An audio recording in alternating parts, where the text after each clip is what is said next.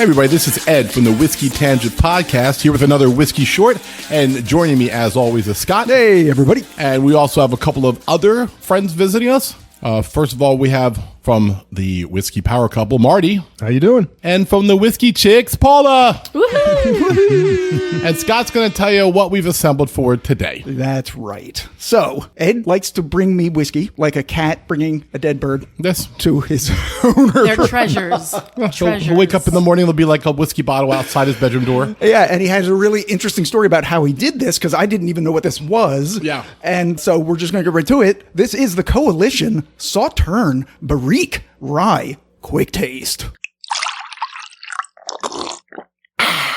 Bonus short. So if none of those words made any sense to you, we will be explaining them. We're also going to taste some Sauternes wine, because I don't think I ever had it before, Ed. No, never had the Sauternes by itself. Paulie, I think you said you did? I've had it in a beverage, yes. Yeah, and Marty has had it extensively. I drank it all the time in my early 20s. Yes. Yeah. Like nobody ever. Right. I know. Just going to say. Tell them why. I don't remember when in my life what I had to do this, but I wanted to lose some weight. And I remember somebody just saying, well, I wanted to drink still, but the best thing to drink and the best wine to drink, low calorie wise, was Sauternes. So I ended up drinking Sauternes for a couple months. Pretty much that's all I drank. Interesting. Is it actually like a light diet wine? It was very dry, so I just figured there was less sugar in it. And Okay. I don't know. And wine is actually not a bad thing to drink when you're dieting. Well, it's depending on calories. If you have the normal pour, not the giant glass. Right. The big goblet. Not bottles. Yeah, like a whole bottle. So there is a story behind this. This is from their website. It's real short, just 3 paragraphs, and then Ed will tell us how he got this and brought it home to me like a dead baby bird. It's long been said that great things can happen when people from different cultures and ways of life work together. Indeed, whiskey itself was brought to North America by Scottish and Irish immigrants who opened the first distilleries, and what became known as bourbon was further developed by Welsh and German people and named after a royal French dynasty. A coalition of cultures producing something extraordinary. Similarly, Coalition Whiskey is the brainchild of Leonid Yangerber, former CEO of Russian Standard Vodka, Steve Thompson, owner of Kentucky Artisan Distillery, and Ludwig Vanneron, world-renowned winemaker from Bordeaux, France. Over sips of great whiskey and fine wine, this triumvirate had the radical idea to offer the public the most flavorful of amber spirits, rye whiskey, and to finish it in the finest wine barrels, or barrique in French, in a bid to coax new and intriguing flavors. Steve already had a select batch of 5-year-old Kentucky Straight rye whiskey, lovingly made from the Ryman variety, grown and harvested within a mile of his Crestwood, Kentucky distillery. And the finished expressions are in no small part due to Ludwig's expertise in sourcing the best wine barrels to complement but not overshadow the distinctive character of the rye.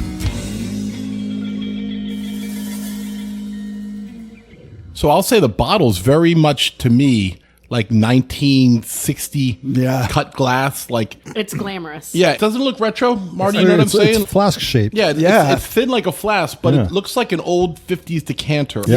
And sort of like by way of Art Deco. Because if you look at the side of it, it looks very Art Deco. Right. You could even go back to the 20s or 30s. Yeah. See that in the speakeasy. It looks antique. The bottle looks antique. It does. It looks like a carafe. And it's got a very ornate glass topper, which is also rare. Yeah, it's cool. And the way I got this was, I was up in a town in North Jersey, and I stopped by a liquor store like I tend to do. I had some time to kill. I was walking around, and the prices were actually very good because it was kind of a nice town. You know, like the houses cost some money to be there. You know, like I try to skulk around the shadows so they don't actually know I'm there. And then like, you know, do you have like, $1 million? You know how people have like license plate readers now? They have personal like wealth meters. Like they're like, scan. yeah, like the cops go by. I'm like, are you really worth $7,000? Get in the car. But they had that whole cheesery in there, and they had giant 175s of Eagle Rare, like, you know what I mean, which you don't see a lot. You know, so I'm checking that out. I'm thinking, do I want to do that? And then on the end cap, they had bottles wrapped together. They had like bullet barrel strength, you know, with McKenna. Okay. And then they had like Eagle Rare with the Ezra 99 Distiller's Choice. So they just had them packaged up together and then for price. So they had this one, the Coalition was wrapped up with the Blantons. Oh, yeah. And they had like a dozen of them. And I'm like, oh, geez, it's got Blantons everywhere. Look at this. You know, you don't really see it. It was $140 for both bottles. Wow. And so I Googled this online, and it came up, some places $59, but some places had it for $79. Yeah. That's pretty much right in the wheelhouse. And of course, we know Blanton should be 65, but if I can get Blanton's for 70, that's pretty good nowadays. Oh, yeah. And I haven't had a bottle of Blanton's in 2 years. So I said, you know what? Screw it. I'm going to do it. So I have a bottle of Blanton's at home. Anyone who's come over later. And then, and then I said, well, shoot, this is coming up as kind of interesting. I'd never heard of it. Sauterne finish. We had a good experience with Hill Rock. Yeah. Yep. A long time ago. Might have been the only Sauterne finish we've had on the podcast. They had two, though. Didn't they have a Sauterne finish rye and their bourbon? Yeah, they did. I'm not sure if we had the rye, though. Or maybe we hadn't had the bourbon. I brought that Sauterne finish rye to your house before we had the podcast for your whiskey tasting. Oh, the tasting. Yeah, that's right. That's the one I brought. It was a Sauterne finish rye. Right before I moved, yeah. So we had it, very recently, like 15 years ago. no, it's probably, what, like eight years ago, something like that? It's 6.5 years ago. Right. So another reason to buy that little combo compared to all the other combos, I had never heard of this whiskey. And online, there's a little bit of a buzz. I said it gives us something to do on the podcast. So here we get a short and a bottle of Blanton's. And That's here we not are. bad. And here we are. Yeah. So I mean, it's an interesting story that the liquor store, and maybe others are doing it, they're packaging things that they know are going to sell with some stuff that maybe people don't know about and isn't really selling. right. They want to move it along. Yeah. All right, so first we're going to taste the Sauterne wine. So I bought this. It's a brand called Lion de Sigirol. I had to look that up. You made that up. No, Sauterne wine. I didn't know what it was, and of course, it's super interesting. Sauterne is a French sweet wine from Sauternes region in Bordeaux, France. It's made from Sauvignon Blanc, and Muscadel grapes that have been affected by Botrytis cinerea, a necrotrophic fungus, also known as noble rot. This causes the grapes to become partially raisined, resulting in concentrated and distinctively flavored wines, with typical notes being... Any notes? Oh. Noble Rot would be an amazing punk band name. Noble rot! Absolutely. Oh, this tastes strange. It's sweet. It tastes a little honey-ish. Plum. Right. It's almost like a low-proof port to me in a way. Like it has that type of sweetness and tannins in it. Like This is not your grandmother's Sauterne. I'm telling you right now, it's not. This is not what you had. No way. It's like a dessert wine, though. Like we were talking about earlier. That's where you found it. Yeah, because I couldn't find it in the store. So I asked someone, and he's like, is it a dessert wine? I'm like, I don't think so. And then he took me over to Dessert Wines, and he's like, yeah, it's right there. there it is, asshole. It used to be sold in a gallon. That's, when the bars back then, that's what they had to sell. Yeah. And maybe in 30 years, maybe the style's changed a little bit. Oh, maybe, yeah. And by the way, I think I did lose weight. I forgot to mention. Yay, well done. There hasn't been a wine made that's going to get that done for me. I mean, yeah, this is apricot and honey, which are the first tasting notes here. Peaches, ginger, tropical fruit, honeysuckle. I can definitely see that. Butterscotch and toasted baking spices. This is delicious. It's pretty good. It's so good. It's such a nice way to start the day. It's like, It's thick and I'm going to have this for syrupy. breakfast every morning. Like just roll out of bed, have a little bottle right on the edge of the bed, like a bad writer from the 20s. You know what I mean? Just pour it. Got one of those like white T-shirt with no sleeves and some boxers, and just walk up to the balcony. Like Paul Newman and Cat in a Hot Tin Roof. Exactly. Except with a glass of Sauterne at the ass crack of dawn. All right. So let me tell you how to class this up. So we would make this as part of a punch. We would add the Sauterne wine to a May wine and add some ginger ale to it and obviously blend it together. And then we would have frozen strawberries and pineapples floating in it. And we would serve it at one of our fancy events. Along with a bump of cocaine. It's optional. For you. It's Cocaine's optional. good for you. Right. That's the only thing that ever helped me lose weight. The only thing. All right, yeah, this is really sweet, desserty. I can see why it was in that section.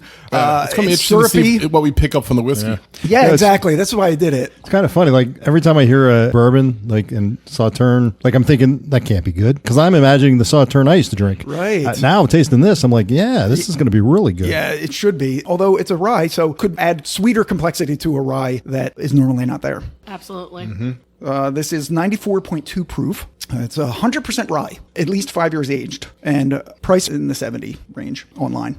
I almost got like a artificial cherry smell. I actually get a little bit of wine on it.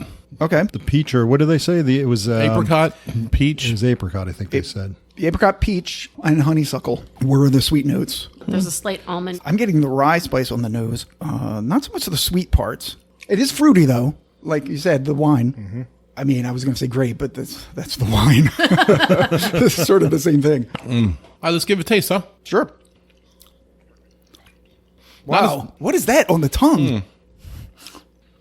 That's so weird. It tastes very different. Yeah, I'm getting the spiciness of the rye.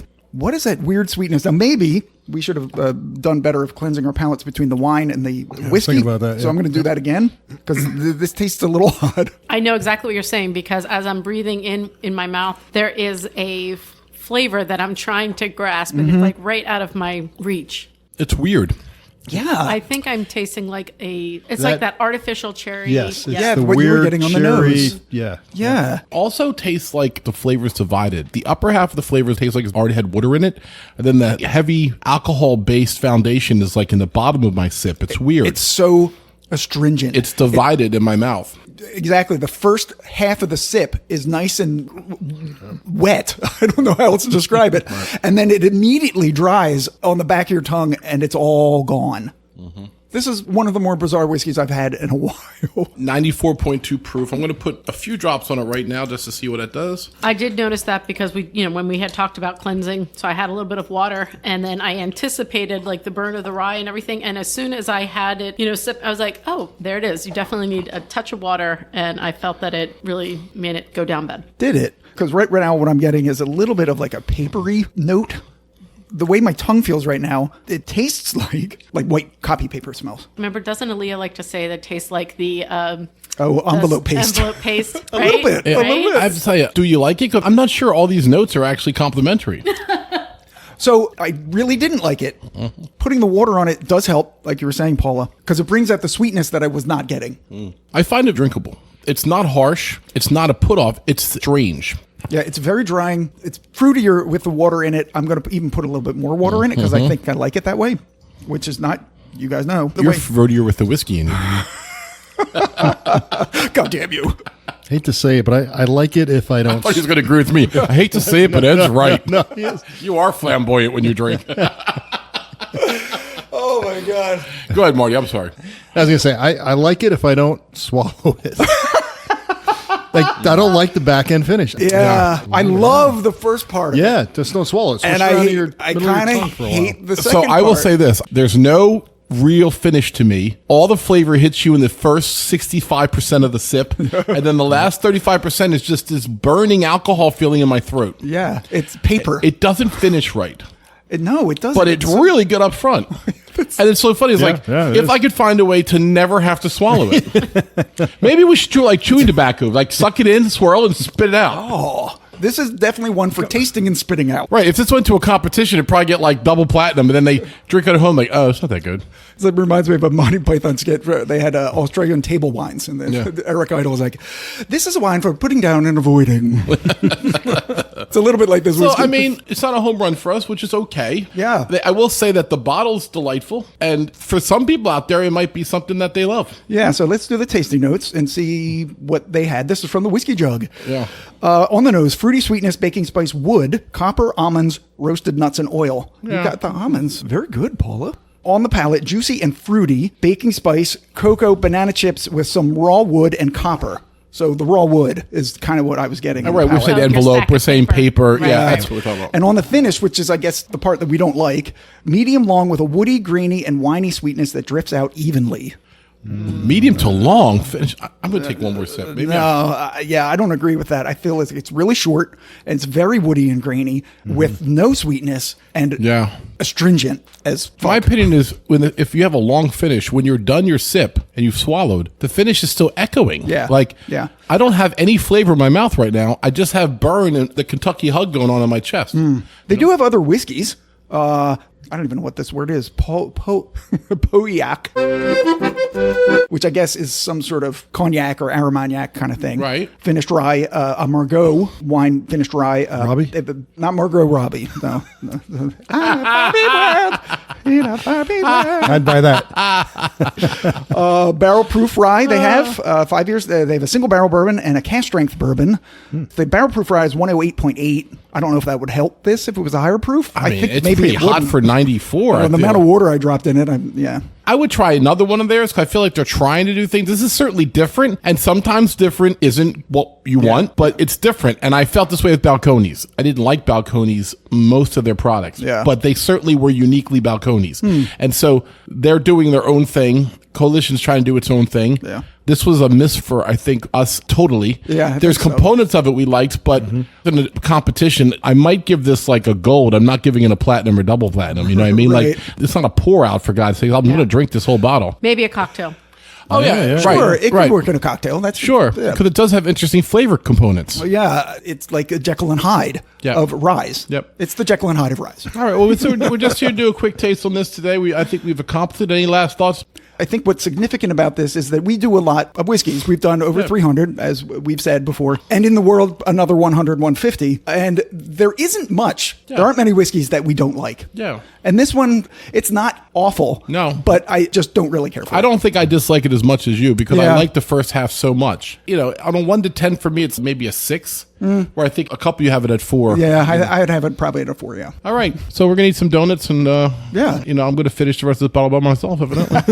All right. So for the Whiskey Tangent podcast, if you want to try something different, you know, go out there, find yourself some Coalition. If not the Sauternes finish, they're doing a lot of other good things. Yeah. So for the Whiskey Tangent podcast, I'm Ed. I'm Scott. Paula.